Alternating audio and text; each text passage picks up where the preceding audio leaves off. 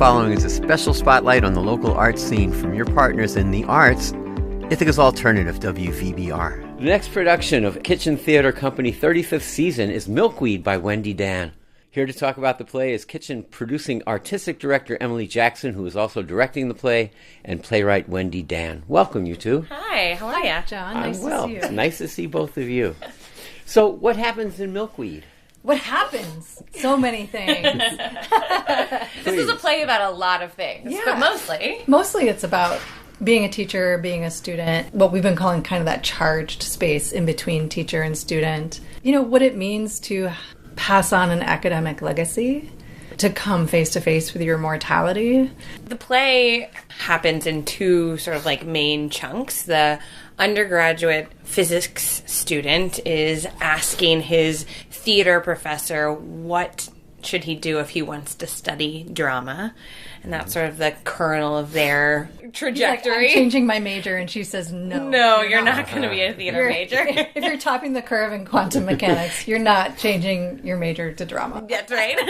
And in the other sort of linear scene is a grad student, a theater grad student, an acting grad student, who is coaching a physicist, her physics professor, for his PBS series. So he's working up a spiel, a new talk, and she's giving him an acting lesson. And that is the kernel of their trajectory through the play. Got it.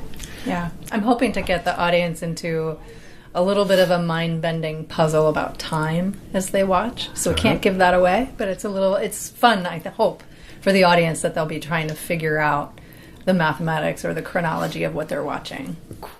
How is the concept or phenomenon of time explored in Milkweed?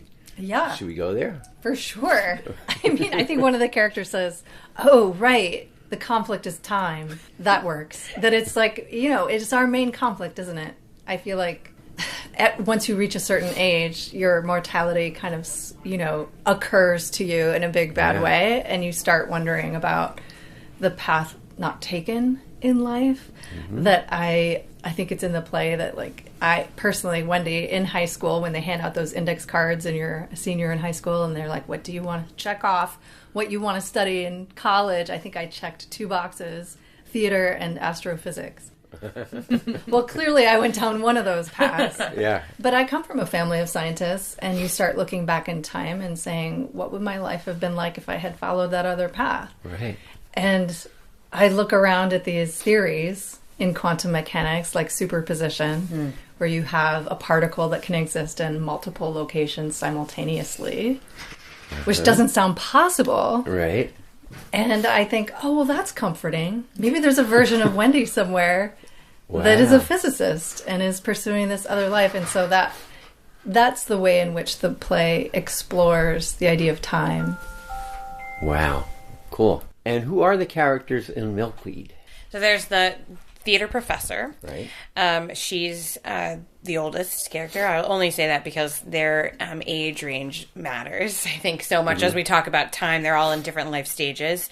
She is a professor who's had a life and career teaching in the academic world.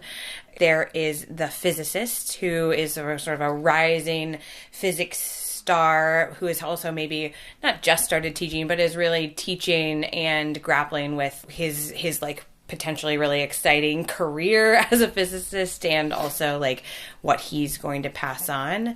There's the grad student who is studying acting, but she too maybe could have gone down a path of science. There's some questions there. And then the physics student, the undergraduate physics student, who has the most youthful energy in the play.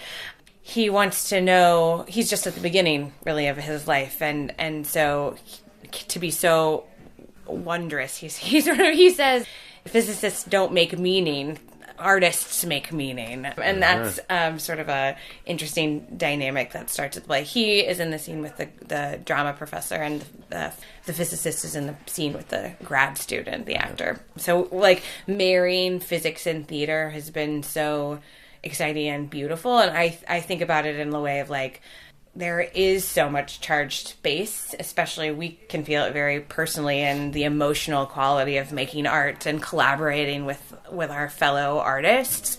But I also think like the sense of wonder and creativity that exists in the science to come up with an idea like superposition requires a creative mind. And so I think that passion for what they each believe in so deeply like creates that space for connection and emotions and many other things to enter the mix, even though they're in these student-teacher dynamics. And actually the physicist and the grad student-teacher dynamic is switched at the top of the play because she's teaching him something. You know, even though they're in those relationships, the boundaries aren't clear. They're in a container, but they're not. They're sort of always ebbing and flowing. Can you tell us who the cast is? Who plays all these people? Yes. Oh my gosh. We have an amazing group of humans. Erica Steenhagen is on stage playing the professor. We saw her last in Reindeer Sessions, but has certainly been at the kitchen many, many times. David McElwee is playing the physicist. He was last in King James, last year in A Case for the Existence of God. Yeah. We love him so much. They are really the cornerstones of this team. And then we have two young and new to the kitchen performers. Recent Ithaca College graduate Bella Woody is playing the grad student, and current Ithaca College student Jeremiah Job is playing the undergrad. He is an undergrad playing the undergrad. It's so meta, and it's so dynamic to have them together. But really, actually, the entire production is like an Ithaca College celebration. Wendy, of course, is an alum. And now teaching and now there. Faculty. And the scenic designer, David Arsenal, and the lighting projection designer, Tyler M. Perry, they were both my students. Wow. I still use the scenic designer David's homework in class as a sample. And when you told me, I'm going to ask David if he would do the scenic design, I thought, he's not going to do that. He's like, his professional career has like flown up into the stratosphere. Yeah. And the fact that Emily said, he said yes right away, I was like, oh my gosh, it made my heart like explode, you know, so that wonderful. These Ithaca alums want to come back and support this play. Yeah. And also, sound designer is an Ithaca College grad, Ariana Cardoza. And Stephanie Agenda is the costume designer. She doesn't have an Ithaca College affiliation, but we're really happy to have her back. Wow, so it's a whole family thing. It's kind of happened like that. And I mean, Wendy and I have been talking so much, like, our experience with the kitchen is a lot similar, like very similar. I came to the kitchen as an intern under Rachel and studied and became a director really that year, and then my professional career has ebbed and flowed over time, but Wendy too. Same. I mean, I was just out of undergrad when Rachel Lampert we collided, you know, where she said, come this way. And I think that mentor-mentee relationship for me started at the kitchen. Same for Emily. And that's what I'm writing about, is that kind of, if you've ever been an apprentice to someone, if you've ever been the mentee in a mentor situation, that's what this play is about. But I think that was the experience for me here at the kitchen early on, back in the Clinton House days, when I was an actor, and Rachel was one of the people who said, well, why don't you direct this play? And I was like, what are you talking about? I can't direct a play.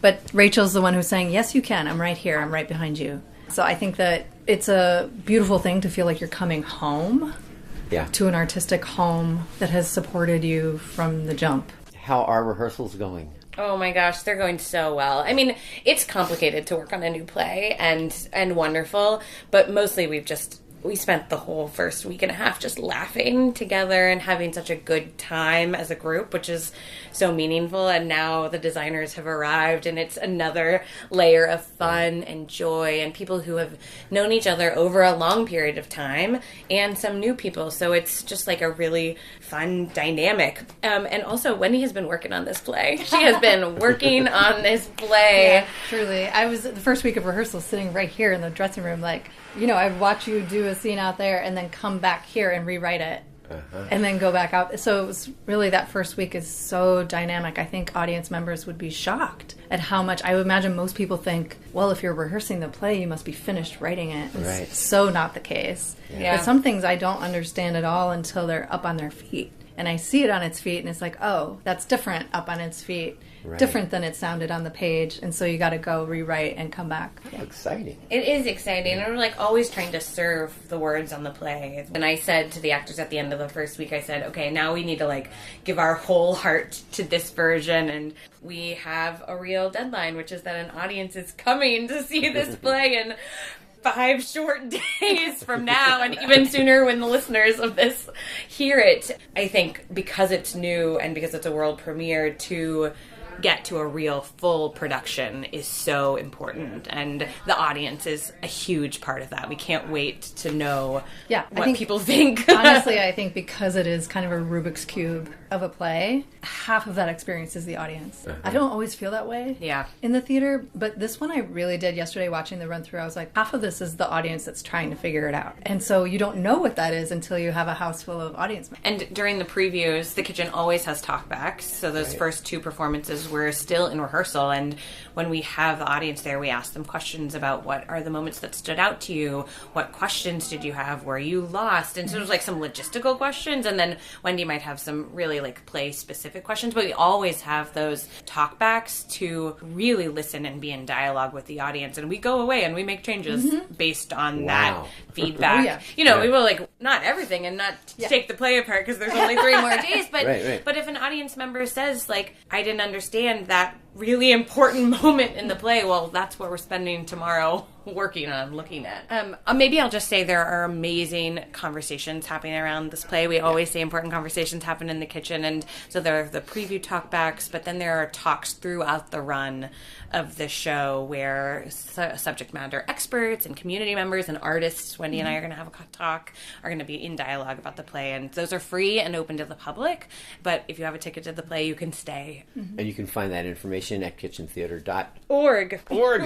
Beautiful. Milkweed at Kitchen Theater Company begins previews on Wednesday, February 25th and Thursday, February 26th. Play opens Friday, February 27th and runs Wednesdays through Sundays until March 15th. Evening start time is 7 p.m. and matinee start time is 2 p.m. Play runs 90 minutes without an intermission. Masks are optional but welcome in the theater. The show is recommended for audiences ages 16 and up. Oh, and tickets are available at kitchentheater.org or by calling 607-272-0570. And the media sponsor for Milkweed is WVBR. Thank you so much for being with us. It's our pleasure and privilege. Thank you. Emily and Wendy, thanks for telling us about Kitchen Theater Company's production of Milkweed.